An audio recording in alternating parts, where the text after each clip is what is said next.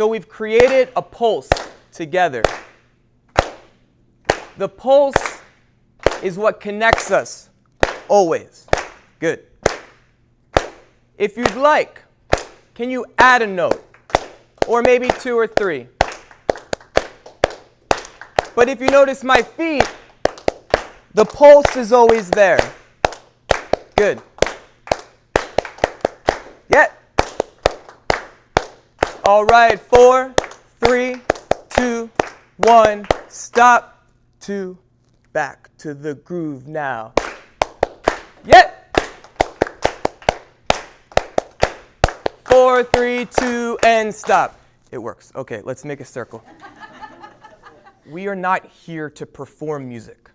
Okay, that's a really important distinction. We're here to play music. There's a difference. When kids play on a playground, they're not thinking, am I doing this right? They're not thinking, is everyone looking at me? Kids aren't thinking, I don't want to mess up. We're here to play music. Very early on in the grad school program, I realized that if I did not lead from a place of being a musician, then I would end up living with a lot of regret. So part of my story, and what I hope you take from it, and then own it within yourself, is really giving yourself permission to say yes to what makes you feel most alive. So I knew that when I was upset or stressed, or even wanted to just feel good, I'd play drums. Not only that, but I've known that for thousands of years, people from virtually every culture have used rhythm, but for healing and for community building. Our culture is a bit different because we treat art as a product. So oftentimes our relationship to music is that of a consumer. But in a scientific and academic field, I needed evidence-based research for it to be deemed legitimate. So I used Google, which is amazing. Not only can you find pretty much all the information that exists, but you can connect with virtually anyone in the world doing something very specific. So I've learned from the top people in the world doing this work how to do it, how to facilitate a rhythm-based experience. And then in all of my course and clinical work at Loyola, I started integrating everything. I didn't use my education to get A's. I used it to build a career. I put a lot of faith into myself to go on this path, but that was easy because I had complete conviction in rhythm. It's proven, it's time-tested, it's ancient. We're just beginning to wake up to it as a Western culture. You'd go, now me,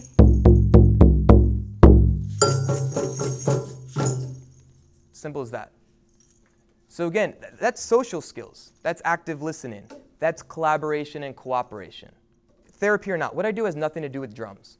What I do has nothing to do with music. The drum is the tool for something greater. And I found that this is both the most efficient and effective way to meaningfully connect a large group of people. It's a physical law, entrainment. And basically, as biological organisms, our rhythms sync up with one another. Now let's see if together we can drum a little slower. Good. We're still moving together. And if you'd like, take another deep breath in and out.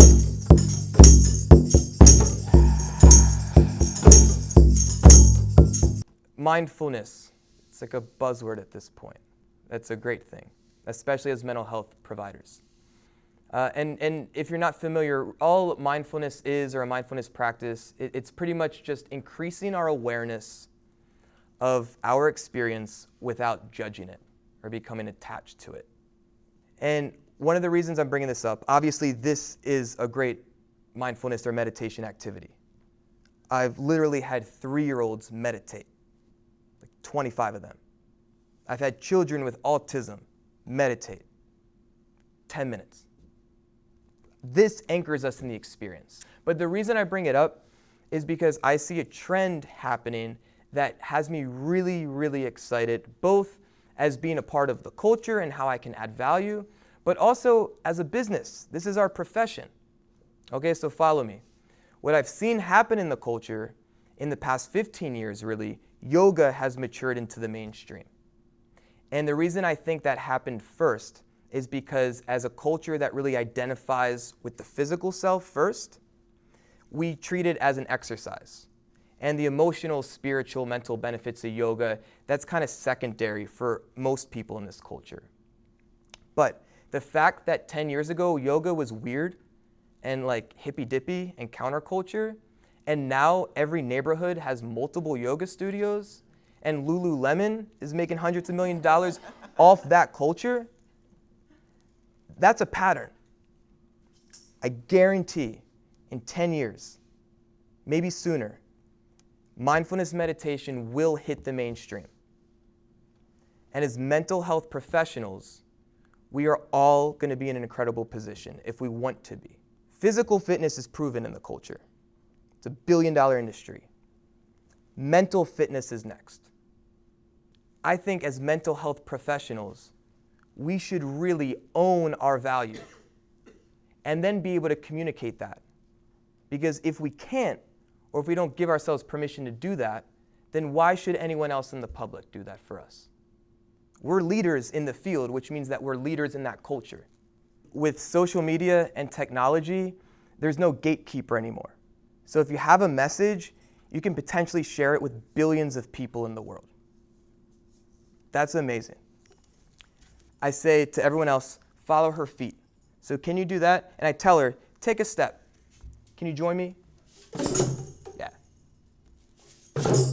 Then her face lights up. She's like, oh, this is a thing now. Follow me.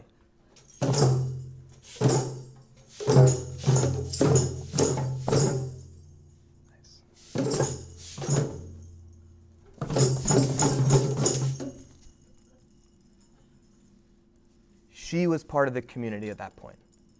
She was meaningfully connected to the community. And I looked at that woman who either owned the place or managed the place. I saw her jaw drop, and I'm like, I told you so. That, for me, was another check mark.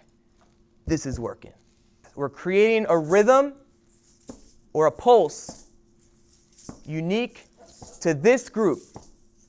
Take and pass. A lot of this is giving, but just as we give to the person to our right, we equally receive from the person to our left. Good. 4, 3, 2, 1, stop. Laughter is healing. Laughter breaks down just our resistance. And when we do that, we're more open to be connected to other people.